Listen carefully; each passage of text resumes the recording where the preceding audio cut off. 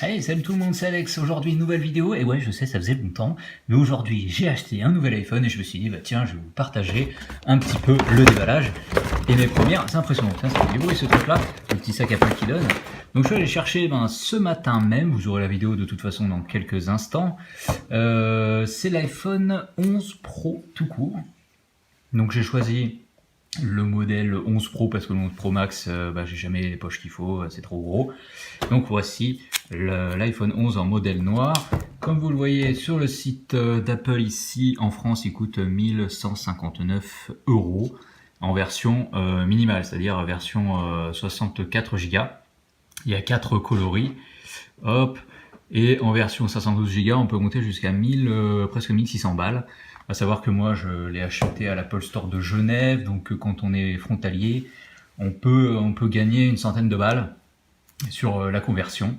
Donc c'est toujours intéressant de l'acheter là-bas. Je me suis pris également la petite coque qui va bien. iPhone 11, coucou, on me voit à travers.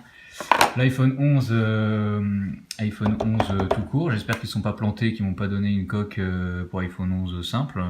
J'ai pas vérifié parce que je vous avoue que je suis parti aussi vite que je suis venu. Donc, petit déballage des familles. Donc on a toujours les caractéristiques avec la capacité. Donc moi c'est un 64 Go. On va enlever le petit blister des familles. Je sais qu'il y en a qui aiment bien ça, le faire en ASMR et tout ça. Moi c'est pas trop mon délire. Donc voilà, en fait on tombe sur l'arrière, tiens, pour une fois.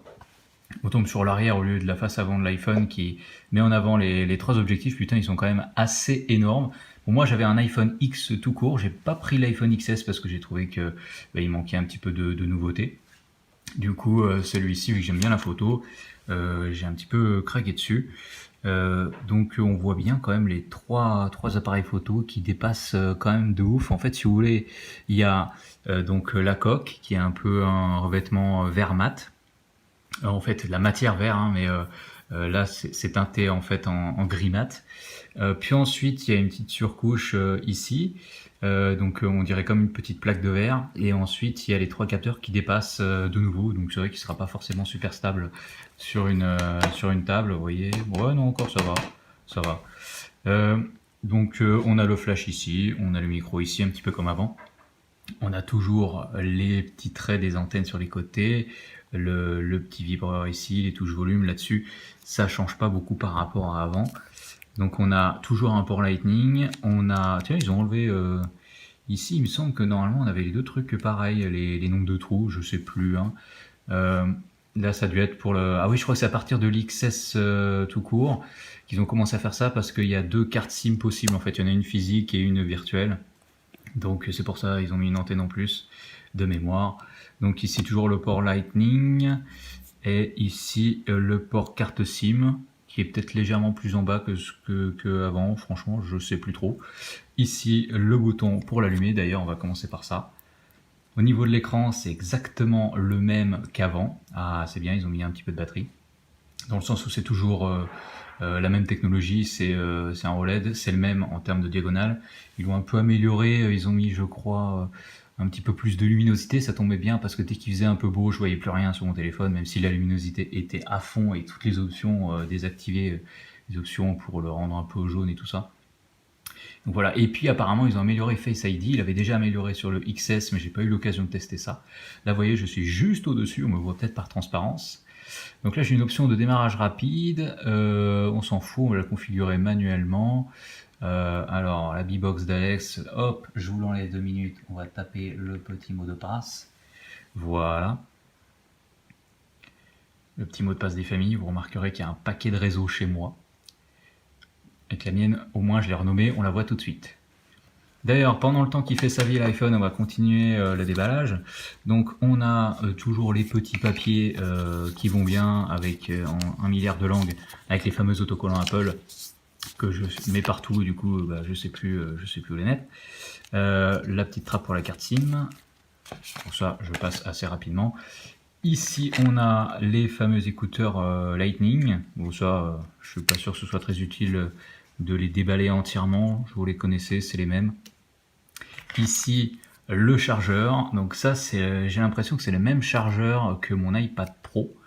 Dans le sens où ici on a une prise USB-C et de l'autre côté on a un Lightning. En gros ça donne ça. USB-C côté chargeur, Lightning côté iPhone. Ce qui peut laisser comment dire, croire que le prochain iPhone sera un USB-C. J'aimerais bien, comme ça au moins j'aurai des câbles identiques un peu partout. Donc là on a toujours à peu près le même type de confidentialité. Face ID, bon, je vais essayer à travers la caméra, mais je vous garantis rien. Configurer Face ID, oui. Voyons voir. Je sais pas si vous voyez d'ailleurs. Hello. Donc là, j'ai fait tout le tour. Ouais, ça a l'air de marcher pas trop mal. Même à travers, enfin, il y a l'iPhone devant. Donc là, je bouge un peu doucement. Voilà. Ouais, ça a l'air de marcher pas trop mal. Hop. Le code, on s'en fout. Merde, j'ai fait code à 4 chiffres. Non. On va mettre... non, je veux pas. Je veux pas de code. Ah bah je peux pas en fait. Je suis obligé de mettre un code. Bon, on va mettre 000, on s'en fout, je l'enlèverai plus tard. Ce code peut être deviné facilement, j'en ai rien à foutre. Créer un code à nouveau. Voilà. Il fallait saisir le code à nouveau, faut que j'apprenne à lire déjà. Ensuite ici on a un tout nouveau système, je crois, de migration de données, restaurer à partir des clouds, restaurer via un Mac, migrer depuis Android, ça peut être cool, ou ne pas transférer. Moi je le ferai plus tard. Là on peut se connecter avec nos identifiants Apple. Putain, par contre il chauffe un peu, hein. Là je sais pas si c'est le blister ou quoi que j'ai pas enlevé. Configurer plus tard, ne pas utiliser. Moi je commence à connaître à force de vendre et de racheter les iPhones. Hop, parce que j'ai vendu le XS un peu avant. Là, je filme avec un iPhone 6. J'espère que la qualité sera pas trop dégueulasse. Donc là, e-message et FaceTime. Comme avant, ça change pas trop. La localisation, on s'en fout pour l'instant. Siri, vous connaissez. Temps d'écran, c'est le truc pour avoir les analyses de combien de temps on a passé sur telle appli. Franchement, qui s'en est servi plus de 2 fois, quoi. L'affichage TrueTone, ça c'est pas mal. C'est pour avoir donc un affichage qui s'adapte à la luminosité ambiante. C'est pas nouveau non plus. Là par contre ça c'est nouveau, c'est le thème sombre qui est sympa. Soit on peut l'activer manuellement, soit on peut définir genre automatiquement qui s'active à partir d'une certaine heure. Ça c'est pas unique à l'iPhone 11 Pro, hein. Je crois que c'est dispo sur tout iOS, sur tous les téléphones compatibles. iOS 13, si je dis pas de conneries. Ouais, c'est iOS 13, ça change tous les ans en même temps. Hop, là on va passer d'une app à une autre. Bon là on peut glisser comme ça, accéder rapidement aux commandes. De toute façon, la gestuelle c'est exactement la même que l'iPhone X et même XS, il n'y a pas de nouveautés particulières. Les nouveautés vont se situer en fait au niveau de l'application photo. Donc là, bah, ça tombe bien, il nous en parle. Capture hors du cadre affiché et capturer la zone hors du cadre photo lors de la vidéo enregistrée pour améliorer la composition. Ok. Maintenez le doigt sur le bouton observateur pour enregistrer rapidement une vidéo. D'accord. Donc j'ai cru voir qu'en fait, si je maintiens là comme ça, ok, ça enregistre, si je maintiens, ça enregistre une vidéo un peu à la Snapchat en fait. D'accord. Et après pour la photo, je me dis tiens, si je prends, je sais pas, bah, tiens, je vais prendre ma coque en photo. Hop. Donc on remarque que déjà j'ai 3 options. Donc un capteur grand angle qui pour le coup dézoome pas mal. Intéressant pour prendre de gros paysages, le capteur de base et le capteur x2 que j'avais déjà avec l'iPhone 10. Donc là en théorie si je prends ça et je vais voir là-dedans, explorer, balayer tout en haut, les effets live photo. Ok, donc là je peux donner des effets. Bon, ça c'est pas propre encore une fois à l'iPhone 11 Pro. Par contre, ce qui peut être propre, c'est de modifier et éventuellement de recadrer. Alors je sais pas trop où c'est-à-dire de recadrer, de dézoomer en fait. Là je peux redresser la photo. Hop, si je vais ici, ah ouais d'accord, il y a original, carré, 16/9. Ah oui, j'ai vu aussi qu'on pouvait prendre en direct en 16/9. J'espère que vous voyez, parce que je suis en train de parler tout seul, mais je vois que vous voyez pas toutes les options que je suis en train de montrer. Donc voilà, alors j'ai pas trop trouvé l'option pour l'instant, il faudra que je regarde l'option dont il parlait pour... putain, qu'est-ce qu'il fout, pour éventuellement prendre une photo et en fait pouvoir dézoomer. C'est peut-être ça, non c'est pas ça, ça c'est le flash, ça c'est le live photo, ça c'est le mode nuit. Putain, ça il faut que je teste ce truc. J'essaierai de vous balancer quelques photos, ça c'est le mode nuit et c'est pour ça que j'ai pris cet iPhone Pro. c'est pour avoir vraiment des photos de qualité de nuit. Ici, on a des nouveautés aussi quand on clique là-dessus. On a des options en plus. En fait, ça fait venir ce menu-là. Et quand on appuie ici, on peut prendre directement des photos en 16:9. Putain, enfin, ça fait des milliards d'années que je le demande. Et quand on passe ici, là, on a live auto, oui, non. Donc là, j'ai fait live désactivé. Qu'est-ce que ça change? Pas grand-chose. Ouais, je vérifie, ça change pas grand-chose, j'ai l'impression. Et donc ici, toujours le raccourci vers la galerie. Coucher, hop. Ici, eh ben, ça tourne la caméra. Salut, on voit que je filme avec un magnifique iPhone 6. Et puis voilà, donc la touche du flash ici, là-dessus, pas beaucoup de nouveautés. L'écran est quand même magnifique. Moi, je suis réhabitué à l'iPhone 6 avec un petit écran LCD pendant une petite semaine, quand j'avais vendu mon iPhone X. Et voilà, franchement, c'est beau quand même, hein, ça pète. Même le nouveau fond d'écran et tout est stylé. Face ID est censé être plus rapide, voyons voir. Hop, j'appuie. Ouais, et puis surtout, il est censé être plus efficace, genre à plat. Ouais, bah là, écoutez, je suis légèrement au-dessus, je vais essayer de me mettre derrière, hop. Ah, il m'a même vu. Ouais, non, franchement, ça a l'air pas mal, hein. Ça a l'air pas mal.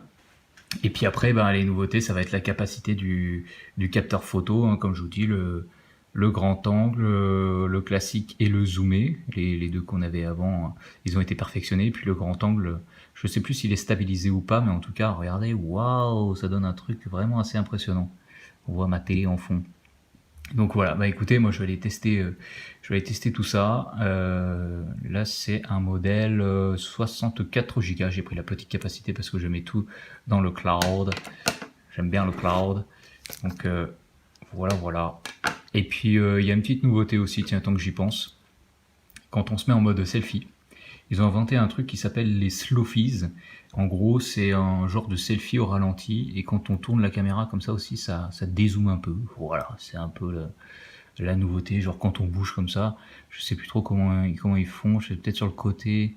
Mode portrait, ça c'est pour mettre un flou derrière-plan. Mode panorama, ça vous connaissez. Je sais même pas comment est-ce qu'on fait pour faire Ah, non. C'est peut-être ça, accéléré. Là, je fais genre, waouh, comme ça, trop bien. Voyons voir ce que ça donne. Allô? Ah, d'accord. Là, en fait, c'est l'inverse. C'est l'inverse. Ce que je voulais faire, moi, c'est ça. Waouh, trop bien. Hop. Ah non, en fait, c'est pas ça du tout. Bah, écoute, je sais même pas comment on fait, en fait. Peut-être que ce sera dans la prochaine mise à jour. Je sais même pas comment on fait ces Slofies. Ouais, faudrait que je regarde. Ça fait partie des petites nouveautés qu'il faut que j'explore un petit peu. Voilà, c'était en gros mes premières impressions. Physiquement, c'est le même, mis à part ça, qui change un peu le capteur. C'est pour ça qu'il faut absolument une coque dédiée.